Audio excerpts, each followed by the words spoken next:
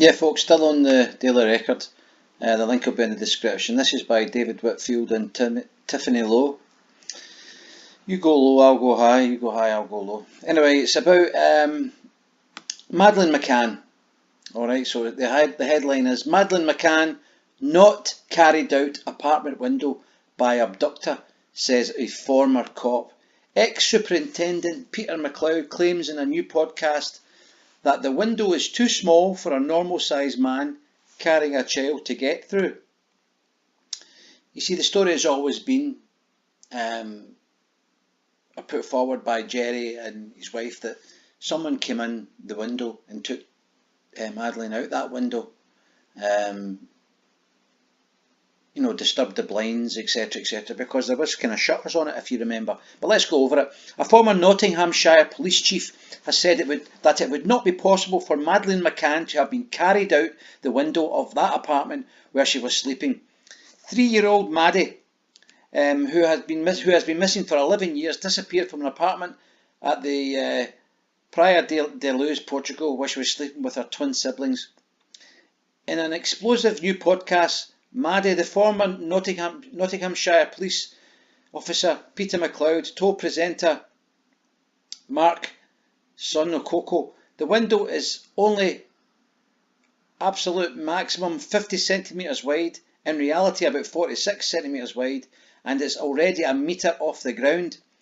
His shocking claims oppose Kate McCann's speculation that an abductor could have carried her out of a window. As she and her husband Gary said, they believe someone had jemmied open the shutters in order to snatch their daughter from the window, from the bedroom.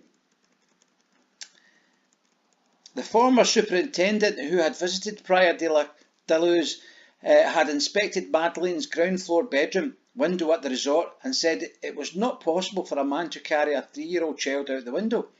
In the second episode of the podcast released on Sunday, March the 4th, MacLeod said the window is only an absolute maximum of 50 centimetres. I already said that.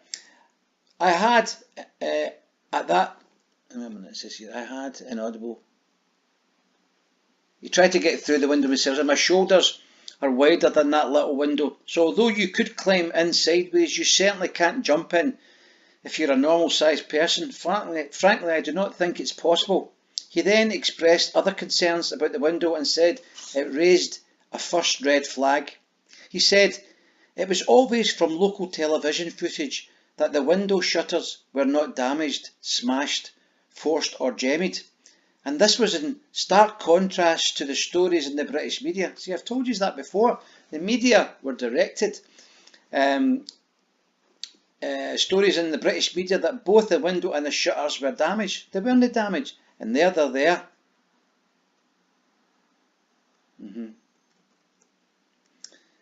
Peter MacLeod retired in 2000 and moved from his West Bridgeford home to the village of Ronda in South Spain with his partner Claire Casson the following year. He has visited the area in Portugal and written an e-book about the case called What Really Happened to Madeleine McCann, which looks at a number of key aspects of the case, including sightings of a man carrying a child.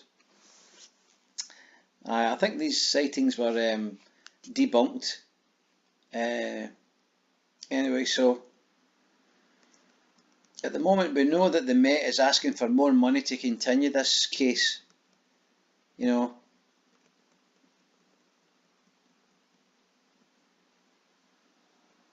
McCanns have written, "Thank you to everyone who continues to support us and wish us, especially Madeleine, well. After 11 years, such warmth and persisting solidarity is truly remarkable. At the same time, a real tonic and boost to our spirits." Anyway, so far, 3 episodes of the podcast has been released. There is a Netflix documentary about the case, and it's set to be broadcast later this month. So let's hope that is a fair and impartial documentary, and it's not guided by either the McCanns or the Metropolitan Police, who have not covered themselves in glory with this case. Anyway, just in case you've got any information, there's a wee note of the grass line there. If you want to take a wee note of that and maybe phone in something if you've got any information. Okay folks, it is what it is. Peace out.